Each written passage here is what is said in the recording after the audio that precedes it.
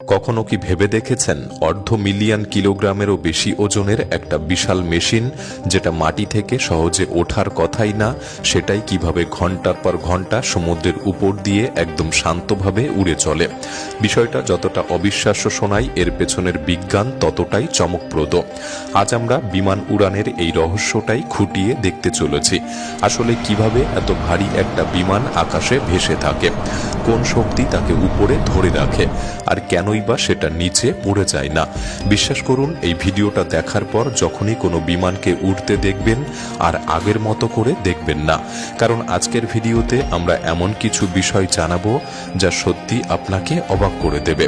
তাই ভিডিওটি সম্পূর্ণ দেখার অনুরোধ রইল। আর নতুন বন্ধুরা অবশ্যই পাশে থাকা সাবস্ক্রাইব লেখাটি প্রেস করে বেল আইকনের অল অপশন সিলেক্ট করুন। গোটা বিষয়টা কতটা বিশাল সেটা বোঝার জন্য একবার এয়ারবাস A380 এর কথা ভাবুন। এটা পৃথিবীর সবচেয়ে বড় যাত্রীবাহী বিমানগুলির মধ্যে একটি। এর টেক অফের সময় ওজন হয় প্রায় 575 টন, অর্থাৎ প্রায় একটা গোটা মাল বোঝাই ট্রেনের সমান। অথচ এই বিশাল মেশিনটা শুধুই আকাশে ওড়ে না, এটা 35,000 থেকে 40,000 ফুট উচ্চতায় গিয়ে ঘন্টায় প্রায় 560 মাইল বেগে 10 থেকে 12 এমনকি 15 ঘন্টা পর্যন্ত চলতে পারে। সাধারণভাবে ভাবলে মনে হয় এত ভারী কিছু জিনিস তো মাটিতেই আটকে থাকার কথা, কিন্তু বাস্তবে পদার্থবিজ্ঞান একেবারে অন্য কথা বলে। আধুনিক বিমানের পেছনে রয়েছে 1 শতাব্দীরও বেশি সময় ধরে বিজ্ঞান, ইঞ্জিনিয়ারিং, অসংখ্য ব্যর্থ চেষ্টা আর নিরন্তর পরীক্ষা নিরীক্ষার ফল। শুরুর দিকে মানুষ গরম বাতাসের বেলুন দিয়ে আকাশে উঠতে শিখেছিল, কিন্তু সেটাকে আসল অর্থে নিয়ন্ত্রিত উড়ান বলা যায় না, ওটা ছিল শুধু ভেসে থাকা। এরপর 19বিংশ শতাব্দীতে স্যার জর্জ ক্যালি বুঝতে পারেন যে ওড়ার জন্য লিফট আর থ্রাস্ট এই দুটি জিনিস আলাদা, এবং ডানার একটা নির্দিষ্ট আকার থাকা দরকার। পরবর্তীতে অটো লিলিয়েনথাল শত শত গ্লাইডার উড়িয়ে পরীক্ষা করেন কিভাবে বাঁকা ডানার চারপাশ দিয়ে বাতাস প্রবাহিত হয়। এরপর আসে সেই ঐতিহাসিক মুহূর্ত, 1903 সালে রাইট ব্রাদার্স প্রমাণ করে দেয় যে বাতাসের চেয়েও ভারী একটি যন্ত্র নিয়ন্ত্রিতভাবে আকাশে উঠতে পারে। তাদের বিমানটি মাত্র 12 সেকেন্ড আকাশে ছিল, কিন্তু সেটাই পৃথিবীকে চিরতরে বদলে দিয়েছিল। এরপর উন্নতি দ্রুত গতিতে এগোতে থাকে। প্রথম বিশ্বযুদ্ধের সময় বিমান প্রযুক্তিতে বড় ধরনের উন্নতি ঘটে। ইঞ্জিন ডিজাইন আর স্ট্রাকচারে কাঠের বদলে ধাতব বডি ব্যবহার করা হয়। বিমানের গঠন আরও শক্তিশালী ও দ্রুত করা হয়। 1952 সালে ডি হ্যাভিল্যান্ড কমেট প্রথম বাণিজ্যিক জেট বিমান হিসেবে যাত্রা শুরু করে। তারপর 1970 সালে বোয়িং 747 পুরো পৃথিবীর বিভিন্ন মহাদেশকে সহজে যুক্ত করে দেয়। এরও বহু বছর পর এয়ারবাস A380 দেখিয়ে দেয় 500 টনের মতো বিশাল বিমানও কিভাবে আকাশে উঠতে পারে, শান্ত এবং স্থিতিশীল হয়ে। তবে এত উন্নতির পরও একটি জিনিস কখনো বদলায়নি, উড়ান মানে সবসময় একটি নিখুঁত ভারসাম্য। এত বড় একটি ধাতব দানব আকাশে ভেসে থাকে কিভাবে, এর উত্তর লুকিয়ে আছে 4টি মৌলিক শক্তির মধ্যে। প্রথমত ওজন বা গ্র্যাভিটি, যা সবকিছুকে নিচের দিকে টেনে আনে। দ্বিতীয়ত লিফট, যা ডানার মাধ্যমে তৈরি হয় এবং বিমানকে উপরের দিকে ঠেলে দেয়। তৃতীয়ত থ্রাস্ট, ইঞ্জিন থেকে তৈরি শক্তি যা বিমানকে সামনে এগিয়ে নিয়ে যায়। আর চতুর্থত ড্রাগ, যা মূলত বাতাসের প্রতিরোধ, এটি বিমানকে ধীর করার চেষ্টা করে। পুরো এই ব্যাপারটা একটা চলমান ভারসাম্যের মতো। যখন লিফট আর ওজন সমান হয় তখন বিমান নির্দিষ্ট উচ্চতায় স্থির থাকে। যখন থ্রাস্ট আর ড্রাগ সমান হয় তখন বিমান একই গতিতে উড়ে চলে। কিন্তু এই ভারসাম্যে সামান্য পরিবর্তন হলেই গতি বা দিক বদলে যায়। যদি উপরের দিকে শক্তি বেশি হয় তাহলে বিমান উপরে ওঠে, যদি সামনে বেশি শক্তি থাকে তাহলে গতি বাড়ে। এখানে কোনো জাদু নেই, সবটাই শক্তির নিখুঁত সামঞ্জস্য। কিন্তু আসল রহস্যটা হলো এখানেই, এই লিফট তৈরি হয় কিভাবে, যে এত ভারী একটি বিমানকে আকাশে ভেসে থাকতে সাহায্য করে।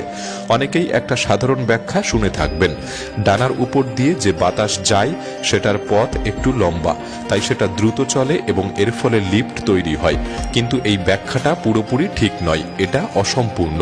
আসল বিষয়টা হলো ডানাগুলি এমনভাবে তৈরি যা বাতাসের চলার ধরনটাই বদলে দেয়। একটা বিমানের ডানার একটি বিশেষ আকৃতি থাকে, উপরে একটু বাঁকা আর নিচে তুলনামূলকভাবে সমান, আর ওড়ার সময় ডানাটা সামান্য কাত হয়ে থাকে, যাকে বলা হয় অ্যাঙ্গেল অফ অ্যাটাক। যখন বাতাস এই ডানার চারপাশ দিয়ে প্রবাহিত হয় তখন ডানার উপরের দিক দিয়ে বাতাস দ্রুত চলে, ফলে সেখানে চাপ কমে যায় আর নিচের দিকে চাপ তুলনামূলক বেশি থাকে। এই চাপের পার্থক্যই ডানাকে উপরের দিকে ঠেলে দেয়। এটাই লিফটের একটা বড় কারণ। কিন্তু এখানেই শেষ নয়, ডানাটা শুধু চাপ কমায় না, এটা বাতাসকে নিচের দিকেও ঠেলে দেয়।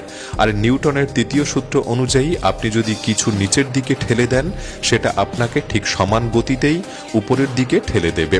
তাই ডানা যখন বাতাসকে নিচে সরিয়ে দেয়, বাতাসও ডানাকে উপরে তুলতে সাহায্য করে। অর্থাৎ বার্নৌলির চাপের পার্থক্য আর নিউটনের প্রক্রিয়ার সূত্র অনুযায়ী দুটোই এই একই সাথে কাজ করে। এই দুইয়ের মিলিত ফলই হলো লিফট, যা শত শত টনের বিমানকে আকাশে ধরে রাখে। এখানে আর একটা গুরুত্বপূর্ণ বিষয় হলো অ্যাঙ্গেল অফ অ্যাটাক। যখন পাইলট টেক অফের সময় কন্ট্রোল স্টিক নিজের দিকে টানেন, তখন বিমানের নাক একটু উপরে উঠে যায়, ফলে ডানার কোণ বাড়ে। এর ফলে ডানার চারপাশে বাতাসের প্রবাহ আরো দ্রুত এবং শক্তিশালী হয়, চাপের পার্থক্য বাড়ে এবং লিফটও বেড়ে যায়। তবে এরও একটা সীমা আছে। কোণ বাড়ালেই লিফট অত্যন্ত বাড়তে থাকে না। একটা নির্দিষ্ট সীমা পর্যন্ত বাড়ার পর বাতাস আর ডানার গায়ে ঠিকমতো লেগে থাকতে পারে না, এটা আলাদা হয়ে যায়। তখন হঠাৎ করেই লিফট কমে যায়। এই অবস্থাকে বলা হয় স্টল বা হঠাৎ লিফট হারানো, যা খুবই একটি বিপজ্জনক ব্যাপার। আর এখানেই গতি বা স্পিডের গুরুত্ব চলে আসে। লিফটের ক্ষেত্রে একটা গুরুত্বপূর্ণ বিষয় হলো স্পিড যত বাড়ে লিফট অনেক বেশি বাড়ে, কারণ এটা স্পিডের স্কোয়ারের উপর নির্ভর করে। সহজভাবে বললে, যদি স্পিড দ্বিগুণ হয় তাহলে লিফট 4 গুণ হয়ে যাবে, আর যদি স্পিড অর্ধেক হয় তাহলে লিফট নেমে আসে 1/4। এই কারণেই একটা বিমান রানওয়ে থেকে হঠাৎ করে লাফ দিয়েই উপরে উঠতে পারে না। প্রথমে তাকে দ্রুত গতিতে ছুটতে হয়, যতক্ষণ না লিফট তার ওজনে সমান হচ্ছে। ঠিক সেই মুহূর্তেই বিমানটা মাটি ছেড়ে আকাশে উঠে যায়, কারণ তখন বিমানটা হালকা হয়ে যায় না, বরং তার উপর কাজ করা শক্তিগুলি একদম ব্যালেন্সে চলে আসে। আর একটা দিক থেকেও বিষয়টা বোঝা যায়, ডানাটা শুধু চাপের পার্থক্য তৈরি করে না, এটা বাতাসের গতির দিকও বদলে দেয়। ডানার পেছনে যে বাতাস বের হয় সেটা নিচের দিকে বেঁকে যায়। প্রতি সেকেন্ডে বিশাল পরিমাণ বাতাস ডানার চারপাশ দিয়ে যায়, আর ডানা সেই বাতাসকে নিচের দিকে ঠেলে দেয়। এর ফলে বাতাসের গতি পরিবর্তিত হয়, আর সেই পরিবর্তনের প্রতিক্রিয়াতেই ডানা উপরের দিকে ঠেলে ওঠে। সহজভাবে বললে, বিমানটা আসলে বাতাসের সাথে ক্রমাগত যুদ্ধ করে, তাকে নিচের দিকে সরিয়ে নিজে উপরে উঠতে চায়।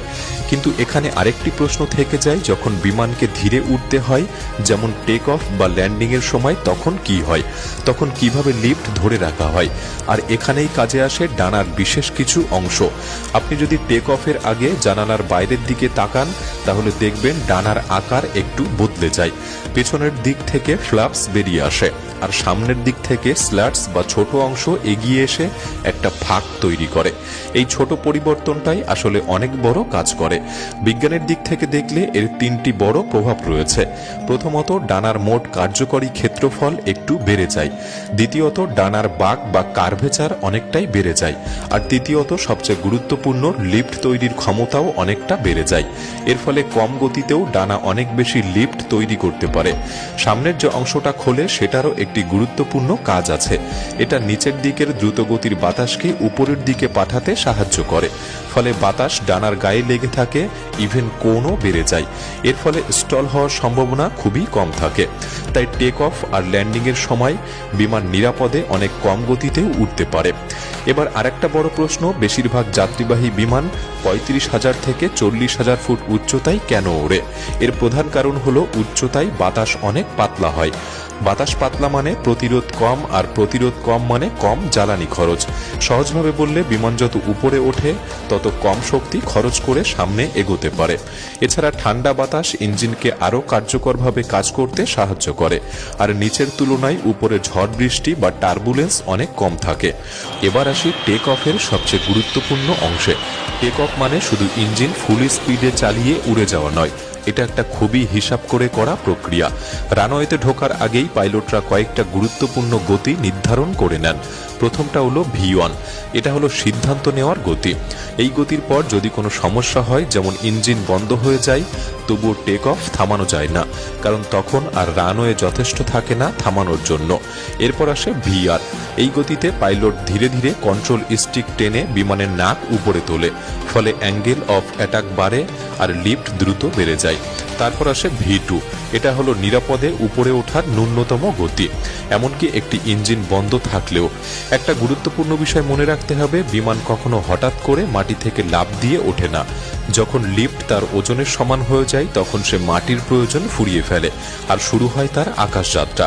টেক অফের পর বিমান ধীরে ধীরে উঠে যায় নির্দিষ্ট উচ্চতায়, সাধারণত 35,000 থেকে 40,000 ফুট। এই অবস্থাকেই বলা হয় ক্রুজিং ফেজ, যেখানে সবকিছু একটা নিখুঁত ভারসাম্যে থাকে। এখানে লিফট আর ওজন সমান, থ্রাস্ট আর ড্রাগও সমান, তাই কোনো বাড়তি ত্বরণ তৈরি হয় না। বিমান একদম স্থির গতিতে এগিয়ে চলে, অর্থাৎ পুরো উড়ানটাই একটা চলমান ভারসাম্যের খেলা, যেখানে প্রতিটা শক্তি, প্রতিটা গতি আর প্রতিটি সিদ্ধান্ত একসাথে মিলেই একটা বিশাল বিমানকে আকাশে ভাসিয়ে রাখে। এবার চলুন একটি বিমান যখন নিচে নামে তখন কি হয়, অর্থাৎ ডিসেন্ট আর ল্যান্ডিং এর সময়। অনেকেই ভাবেন বিমান নামা মানেই যেন নিচে পড়ে যাওয়া, কিন্তু আসলে সেটা মোটেও পড়ে যাওয়া নয়, এটা একদম নিয়ন্ত্রিত একটি প্রক্রিয়া। পাইলটরা এখানে ইঞ্জিনের শক্তি একটু কমিয়ে দেন এবং পুরো বিমানের এনার্জি খুব হিসেব করে নিয়ন্ত্রণ করেন। তখন লিফট থাকে, কিন্তু ওজনের থেকে সামান্য কমে যায়, ফলে বিমানটা ধীরে ধীরে নিয়ন্ত্রিতভাবে নিচে নামতে থাকে। ল্যান্ডিংয়ের আগে ডানার ফ্ল্যাপস আবারও একটু বাড়ানো হয়, এতে করে ডানার লিফট তৈরি ক্ষমতা বেড়ে যায় এবং বিমান অনেক কম গতিতেও নিরাপদে উঠতে পারে। ঠিক মাটিতে ছোঁয়ার আগ মুহূর্ত পর্যন্ত পাইলটরা ফ্লেয়ার করতে থাকে, মানে বিমানের নাকটা একটু উপরে তুলতে থাকে। এতে করে নিচে নামার গতি কমে যায় এবং ল্যান্ডিংটা অনেক সফট হয়। মাটিতে ছোঁয়ার সাথে সাথেই আর একটা গুরুত্বপূর্ণ কাজ হয়, স্পয়লার খুলে দেওয়া হয়, যা ডানার উপর থাকা বাকি লিফট একেবারে নষ্ট করে দেয়। এর ফলে পুরো বিমানের ওজন ল্যান্ডিং গিয়ারের উপর চলে আসে। তারপর থ্রাস্ট রিভার্স চালু হয়, যা ইঞ্জিনের বাতাসের দিক উল্টে দিয়ে বিমানকে ধীর করতে সাহায্য করে। আর ব্রেক তো থাকেই। এই সব মিলিয়ে বিশাল একটা বিমান কয়েক সেকেন্ডের মধ্যেই নিয়ন্ত্রণে চলে আসে। প্রতিবার যখন আপনি একটা বিশাল বিমানকে আকাশে উঠতে দেখেন, মনে হয় যেন সেটা মাধ্যাকর্ষণকে অমান্য করছে, কিন্তু আসলে তা নয়, এটা প্রকৃতির নিয়মকেই নিখুঁতভাবে ব্যবহার করছে।